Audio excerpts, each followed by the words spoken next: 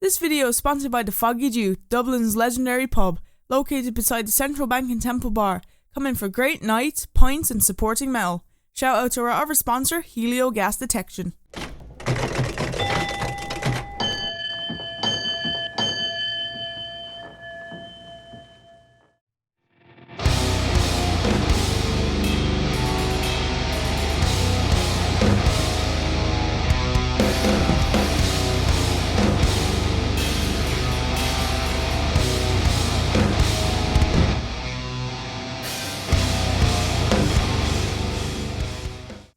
Hey everyone, this is Letty from the Smash and Skull Sessions. I'm joined by Nick from Still in Love. Nick, how you doing? All right, all good. Good stuff. We had some Zoom technical difficulties, but that's on Zoom. So welcome to the podcast. How are you doing? All right, thanks. Day off work, so not complaining. Just, I don't know, having a bit of a slow day, really. Well, saying that, I woke up and had therapy and then killed myself in the gym. But aside from that, good. Was it arm day, leg day, chest day? It's fixing my ailments day. Well, that's pretty much all I do in there. I've got quite a few issues just from years of skateboarding, and I'm just trying to kind of put myself back together bit by bit. Skateboarding, that's cool. It's something I've always wanted to do, but I've just been so scared of breaking my wrist. I can do a pretty sick straight line. That's about it. That's all you need to do, really. Could you do all the tricks? Are you the next Tony Hawk? No.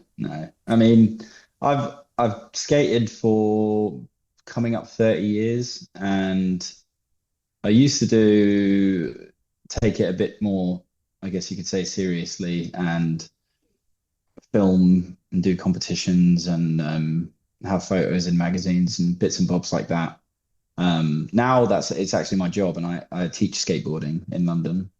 That's really cool. Yeah, it's great. I've had far worse jobs, so it's quite rewarding just being able to, pass things to kids and adults alike, and I guess, just being able to get paid to do something that you're ultimately into is, you can't really beat that, especially with, how the job market and things are in London. Just quite lucky, really. Yeah, no, that is really cool. Like, skateboarding, I have a big passion for the culture of it. Even I used to buy Thrasher Skateboard magazine every month when it came into the local book centre, watched a few documentaries about it, all the Vice ones, but, that's really cool that you get to teach it and you love doing it. Yeah. Now it's just trying to make my body keep up, and I can't really I'm not skating as much at the moment. I'm actually waiting for a surgery on my ankle, my right ankle, which I've been trying to get sorted for. It's like coming up to a year now, but I've got a torn my ATFL ligament in my right foot's torn, so it's been a lot of painkillers and a lot of Voltarol and putting my leg up the wall and just trying to be kind of cautious with it. It's a bit long, really, because when you've got an injury where you're still capable of doing stuff, it's kind of like understanding your limits. And sometimes if you get carried away, it's like throwing a spanner in the works, and then like, okay, now I'm going to be limping for the next 2 weeks. And then, so it's just, I've been having to be careful for 10 months, basically, which is pretty long. So how did you get on with the filming of Preserve and Cherish for the music video? Because you're skateboarding in that. Yeah, I mean, I was even saying to Adrian, who's the filmer, and he's the bass player in Still in Love. And I was saying like, oh, I could like chuck in a trick or something, and he was like, just go in a straight line, like you were saying. So just push. I think the worst thing about that was I stupidly wore the wrong jeans, which probably sounds like nothing, but I had these really old Levi's on which are a little bit tighter, and basically going back and forth from Hove Lawns close to the West Pier and back over and over and over again. They were chafing quite bad. Yeah, So because I what? ended up, yeah, it was just uncomfortable. But other than that, it was just a bit of a workout, really. Like just kind of, I think Adrian had a bit of a vision of what he wanted it to look like, and I had an idea, but I think the craziest thing about that whole video was Adrian was literally tied into the back of a trailer with rope, and he's holding his his camera is about 6 or 7K. It's a lot. It's expensive bit of kit, basically. So did he have And it like on like a steady cam while like trapped to yeah, like his yeah, yeah. He trailer? had he's definitely it had like a yes. I think it was on a steady thing. A stabilizer, I'm that's the calling it a thing. steady thing. Yeah. Yeah. The steady thing was there, but yeah, he's just sitting down in kind of like half doing a sit up, and just for him to hold that and go back and forth, it's basically just like a core workout. And uh, but I don't know, he did a great job. But at one of the takes going down towards when we were heading towards the pier, I saw the rope kind of fall off the back of the trailer, and then it started coiling around the wheel. I'm probably about 20 yards behind, skating as fast as I can, just shouting stop, because it felt like it was about to be one of the mine carts in Temple of Doom or something. And he's holding this camera, and I'm like, hey, he's about to die.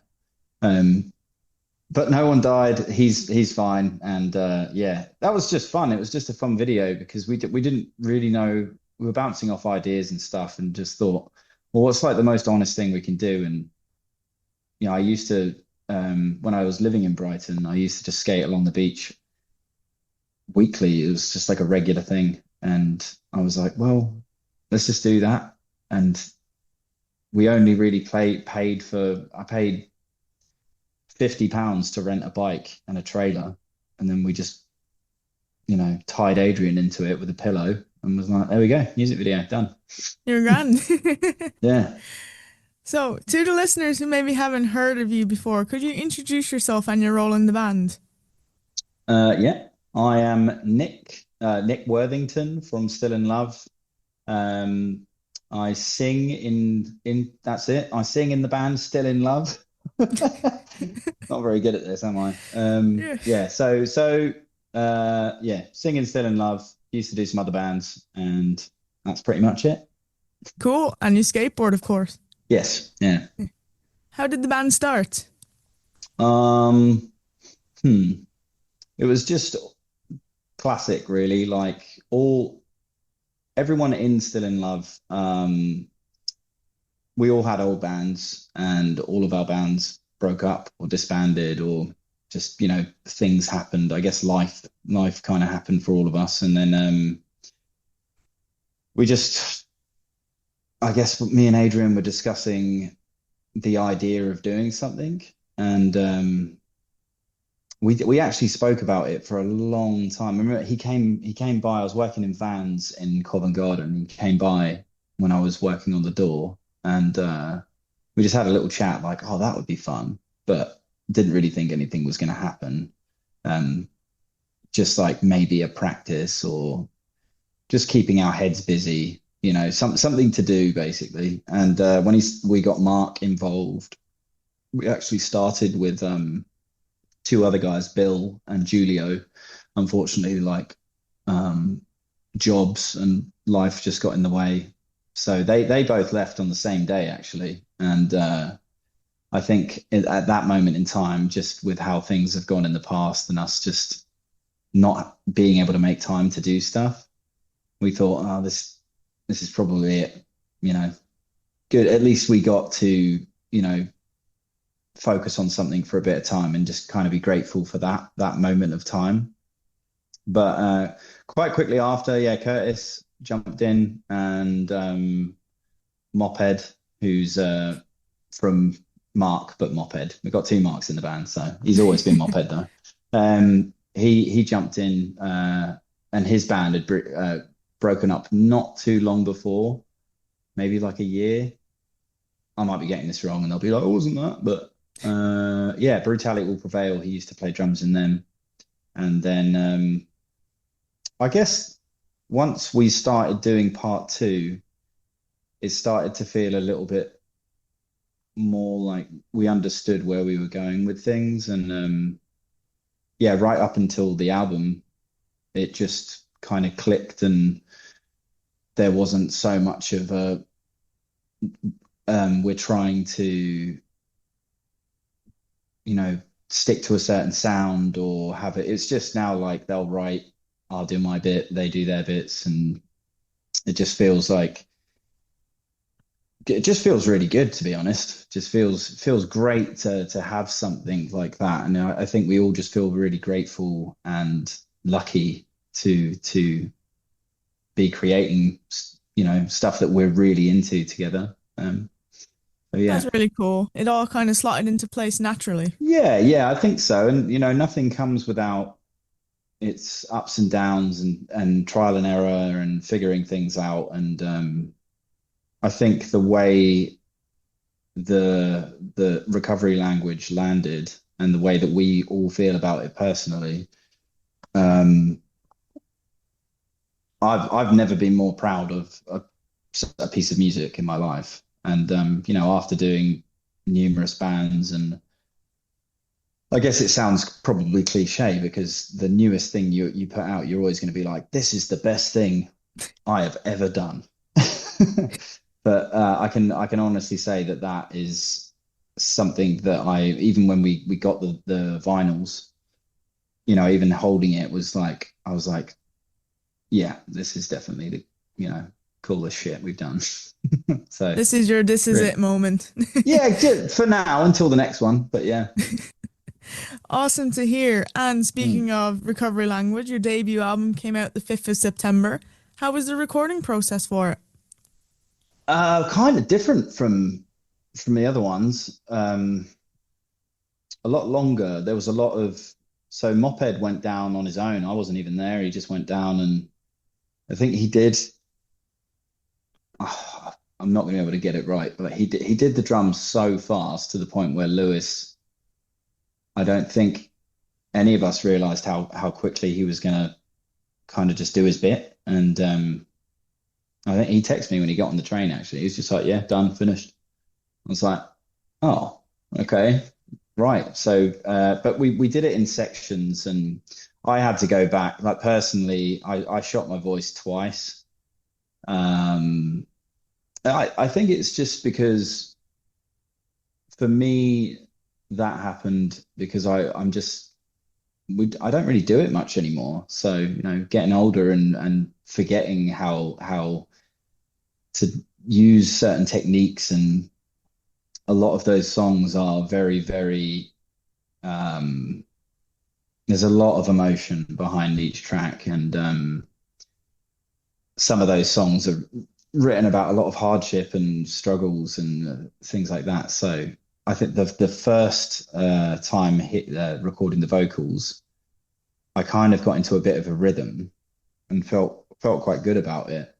And then Lewis and myself were just like, all right, we'll call it a day. We'll stop.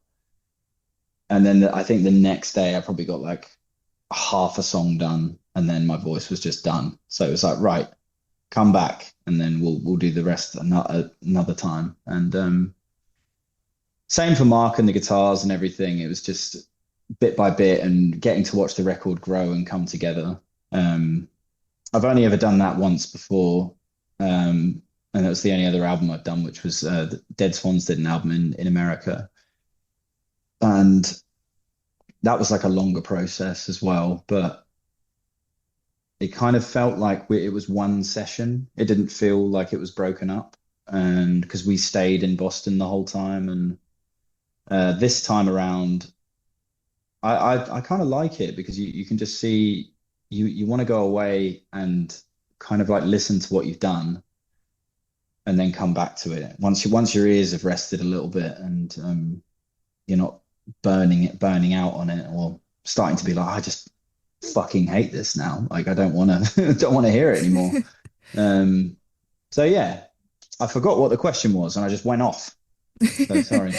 You're grand, no worries. Do you have a favorite memory from the recording? Mm. Oh, hard one. Probably just hanging out with Olive the whole time, Lewis's dog. Pretty much. What breed of dog is he or she? She, little British bull terrier. Is that? Yeah. He's going to shoot me if I've got that wrong. But yeah, all I know is she's very, very, very sweet and just always wants to play and is hilarious to, just fun to be around. Who doesn't want to be around dogs, So, yeah, I think in all honesty, like favorite memories of putting the record together would just be when something clicks and works out, and there's just like a few moments where playing live is great and everything, but my favorite thing now is just having those things really come together, and even having an unmixed product at the end of the day to go and listen to and be like, fuck, I didn't think we were like it was going to sound like that, and just it's like a massive dopamine boost. It's really cool. Yeah. That's awesome. And how was it working with Sam Carter on Preserve and Cherish? Awesome. Like couldn't be happier to have him on a song, because we've talked here and there over the last couple of years, really. Just he started to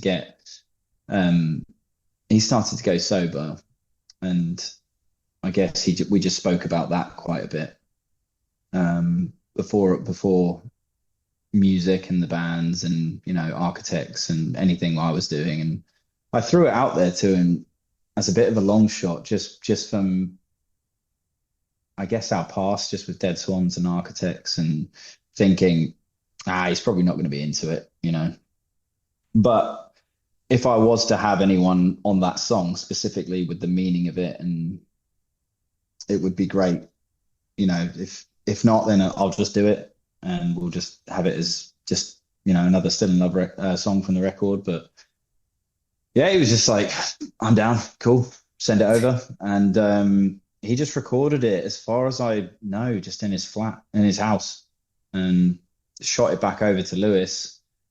And probably the more professional side of things, he's an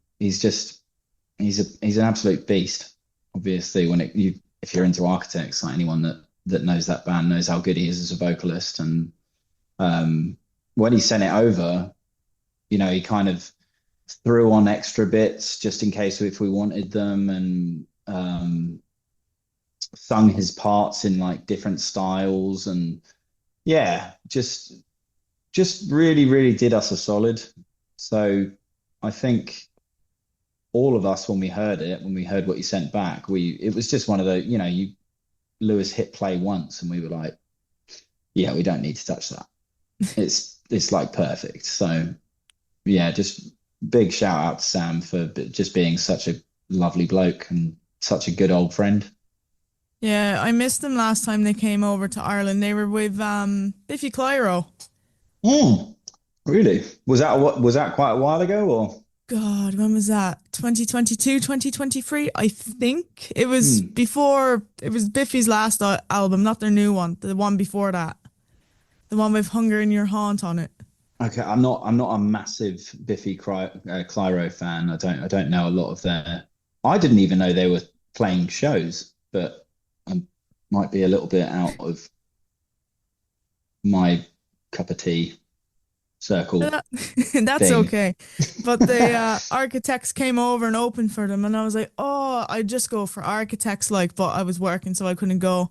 But some of my friends Right. says it was good. One of my friends got tickets literally just for architects and then left before Biffy came on. Yeah. I went and saw Architects at the O2 not too long ago, with House of Protection. Yeah. But it was amazing. It was so good. Like Like, really, really probably I've seen them play so many shows from before, like we're going back to 2008-ish, um, around the time that we were touring with them and doing way smaller shows. But to see them at that O2 show, where that's probably the best time I've seen them. it's And mad to see how yeah, far they've come, like yeah, opening for Metallica and all that. Like, that was mad when I saw them yeah, announce that. yeah. It was. I think it was just like, with shows that size and seeing how they function on stage and just the heaviness, like to the point where I was up, like quite high up in the stalls, and for I put my jacket somewhere quite like away from me. It was like a little cloakroom area.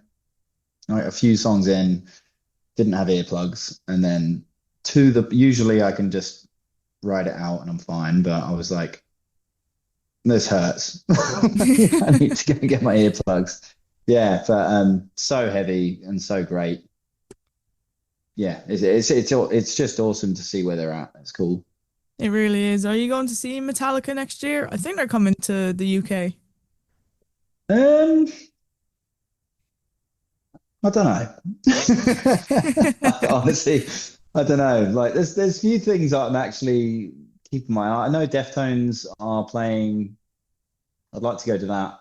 They're playing the O2 at some point. I think might be January. Not really And they're sure. headlining Outbreak Fest in July. That's mental. Deftones. Yeah, they Oh, announced for you Outbreak mean Fest. the All Points East outbreak thing with. Yeah, I think Yeah, that's yeah, mad. yeah, yeah, yeah. That's I mean, that will. They've come back around in a sense. I think with that album, and just they've just gotten, this new kind of. I think there's a Resurgence. lot. Yeah, yeah, exactly. Like there's a big kind of resurgence, like you just said. Yeah, but Yeah, yeah, like with shows coming up and things, I'm quite spontaneous in when I do go to something. I usually find out a few days before or a week before, and if it works out with my job, and if say I'm not working like the next day, an early shift or anything, then I'm like super down. But some days, most days, it's, I guess, skating on a knackered foot 40 plus hours a week. I just want to come home, play computer games and sleep. that's fair enough. Yeah. Do you prefer the bigger shows or the smaller shows? Personally, always the smaller shows. Yeah. I've not really played enough big show. Do you mean to play or to go to? We can do both, to play and to go to. Okay. I struggle quite a bit with bigger crowds. Just from, I don't know. I've always had, you know, social anxiety and different but it comes in waves. So some days it's really, really a bit of a struggle, and I'll have to like take a propranolol or something just to kind of get through the evening. And then some days it just doesn't affect me, and my head is very clear, and I can go out and just have a nice time. And I think since not drinking, I have a much more of a heightened sense to things, and it's can feel a little bit full on. But yeah, if in the right setting, and that big shows can, like that Architects one I was just talking about, that was a really cool night. I had a great time. Like nothing, couldn't really fault it. Um, But yeah, there's nothing more comfortable in like going to shows than, a 200 cap room or 100 cap room and just kind of like zoning in into something a bit more intimate. That's fair enough. Mm. And if you could collaborate with any musician, dead or alive, who would it be? And it doesn't have to be for Oh, Still in Love. bloody hell. It's all the hard questions, I know. Yeah, put me on the spot. So wait, any time frame. Anyone, dead or alive, whoever you want. Crikey. And it doesn't have to be for Still in Love. It could just be for yourself. Okay. Can I have like a top three? You can do a Because supergroup if you want. okay, well, three, just because otherwise I'm literally not gonna sleep. This is too heavy of a question. Um, Danzig, um, probably like like Placebo, Brian Malco from, but kind of pre-meds, Without You, I'm Nothing era. Um, Hope Sandoval. Yeah, I'm gonna go with that. That's a So pretty good top basically, three. yeah. And then I'm gonna change my mind in like 10 minutes. So let's quick move past. And as you were saying, you blew out your vocals in the recording for recovery language. Your Yeah, vocals are quite harsh. How do you keep your voice in shape for live shows? I don't. I'm really trying. Really, really, really trying because we did some shows some months back with Terminal Sleep from Australia, and I shot my voice on that pretty bad. Um, and I was talking to Terminal Sleep. I was talking to Bex and seeing how she was from say night one till it was like it was only a handful of shows, but and they'd already been on tour for a long time, and just seeing how she functioned, um, she sounded better on the last night than the first night, Oh, and I could barely talk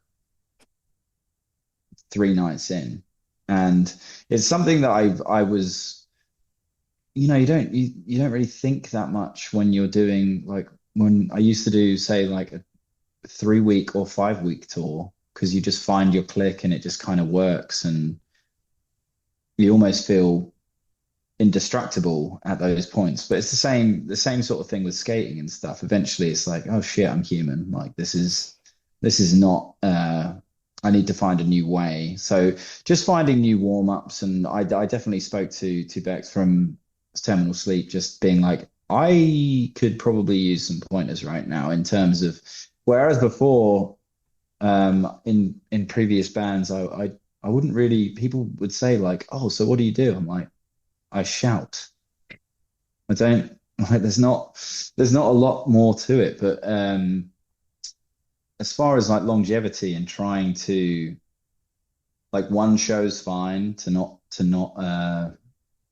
I don't have to think as much about the next day. But I have definitely the last show we played, I felt a bit more confident.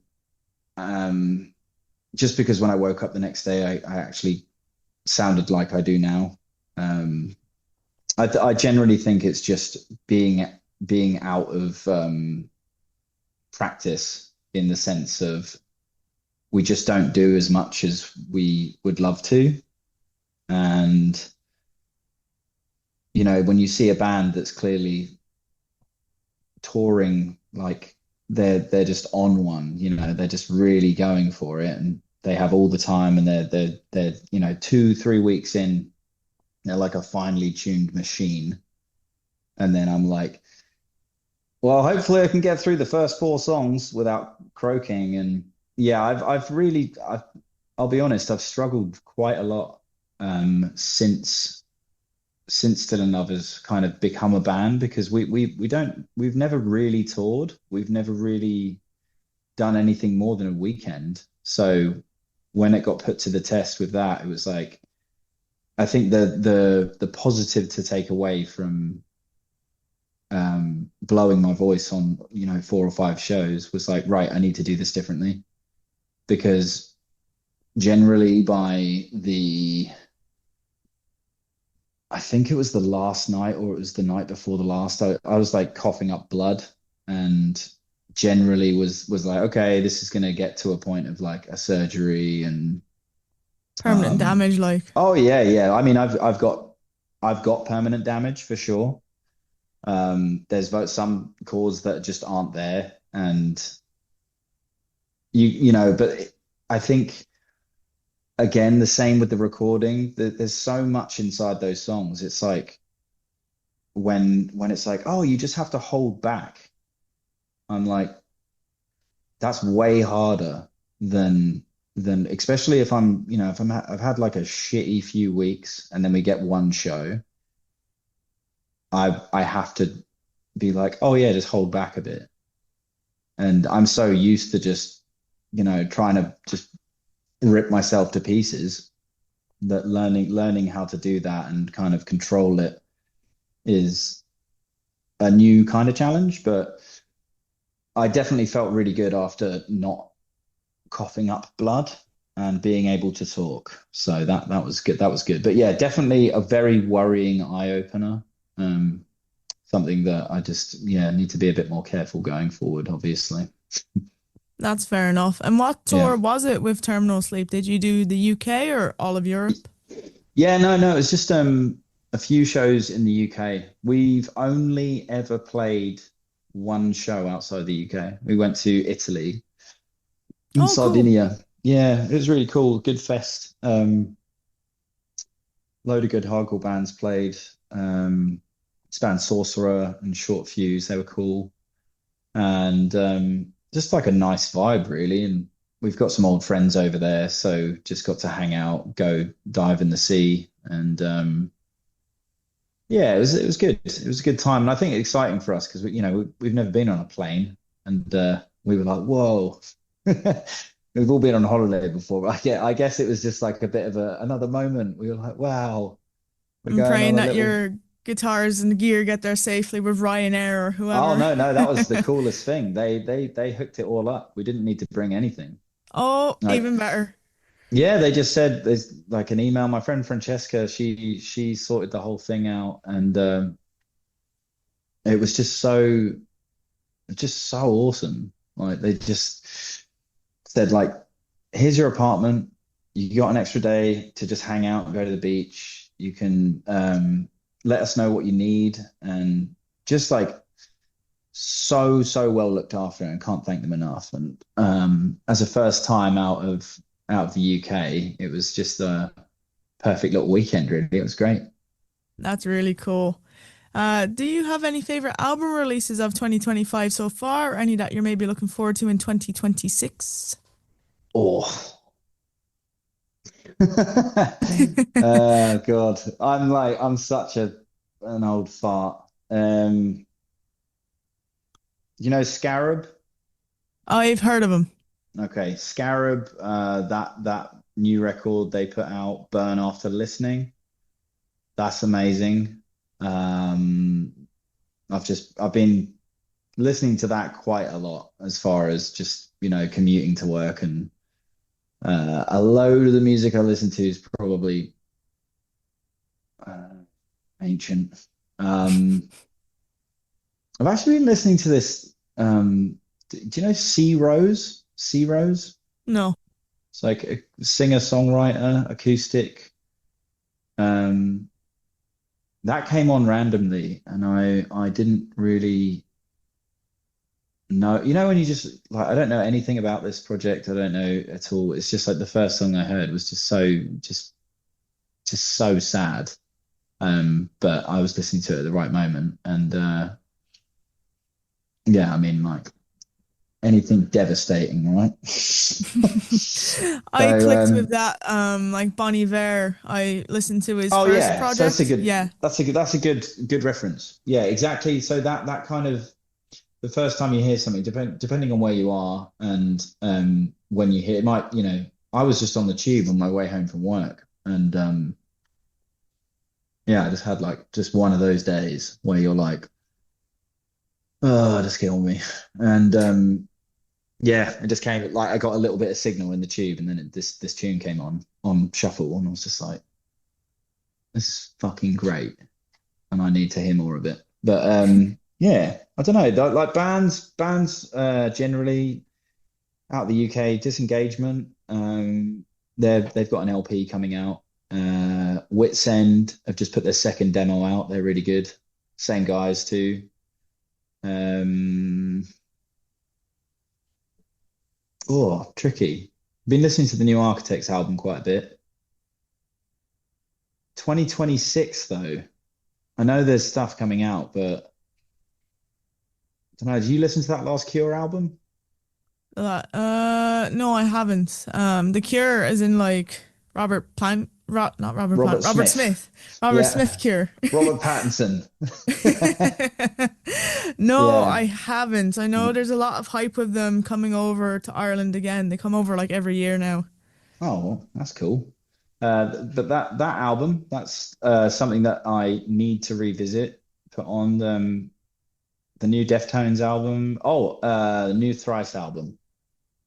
That's That one's really, on my really to listen list. so good. Like so good. As far as when a band, if you go back to their earlier stuff and then just see how um how they've aged, it's like literally perfect. I usually, you can be like, oh, I prefer this or this era or this era. It's like you can just see how they've just evolved, and yeah, it's just a really, really good mature version of that band, I think. Have Mm. you listened to the new Turnstile album? I know that one was quite big over the summer. No, saw them live. Saw them at Outbreak in London. What did you think? I saw them a couple of weeks ago now. Great, really, really good. Yeah, they Yeah, were a lot of fun. yeah. I mean, it's just the crowd reception. They're obviously bloody good live, and yeah, I definitely like. Even though I haven't listened to the record, I've heard it just because it's everywhere. Heard bits and snippets, and people sharing bits of their songs on social media. Um, but live, I think it translates really well, and I'm sure I'll get round to it. But I kind of get into a bit of a rhythm with. I've got a bunch of old playlists that I'm just if I don't know what to listen to, I end up just going back to these things that I have. I I didn't listen to their new album before I went to go see them. Again, I saw bits and pieces online. I was going mainly for like their old stuff, which is like Mm, Glow On and like I think Real Things is the album before that. But they played a mm. majority of new stuff. So when I heard it, it just really just made an impact on me. So Oh, on the cool. train home the next day, I went back and listened to the whole album. I was like, this is amazing. I wish I knew the words now to sing along. Yeah, that's a good thing about them, though. It's like I think you only need to really hear probably like a bar of a verse or chorus live, and then suddenly it's just like it's very catchy, you know. Yeah. So, and No, they were one of I the best think, gigs I've seen this year. oh, that's cool. Yeah. Them and Drug Church.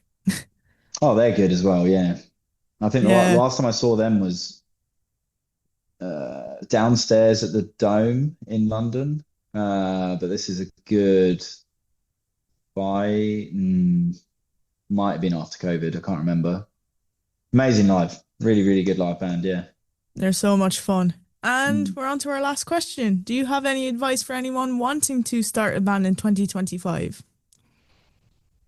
Um, Not really as much advice, but more if you have the chance and you can you know, don't be afraid to put yourself out there and try something. I didn't know and still don't know what I'm doing half the time, and I'm learning. But I just say just treat it as, times aren't really easy at the moment. There's a lot, everyone's got their own shit going on, and the world's on fire, literally. So it's just nice to have that kind of escape and something to you put your head towards. And if it's not even starting a band, or you're doing a zine, or putting a show on, or just, I think it's just like, it's nice to have these focuses, and um you haven't got anything to lose, right? So yeah, I mean, I don't know, probably on, this is like my fifth or sixth band or something, maybe, but I can't really see myself not doing something at this point. So it's very much as much as it feels like a punching bag and something to release the bad days out through, and things like that. Um, I think if you're lucky enough to find yourself in a situation with some like-minded good people, then take a hold of it and just ride it and enjoy it while it lasts. And it's something social as well, like whether you're going to concerts or meeting up with Yeah. people to play music, like it's so good for the mind, body and Yeah, spirit. yeah, yeah, definitely. And that's exactly it. Depending on where you are and where you're at with your week and your month and how your life's going, I think it's music is it's always going to be just as important. And right now more than ever, just having these things to escape with, and like I was saying before, the creating side of things is, that's the thing that keeps, me ticking by. Yeah, That's fair enough. Nick, thank you so much for taking the time out your evening to chat with me. that's all good. And I don't know what I'm gonna do now. Watch Aliens, probably. and recovery language is out now. Thanks.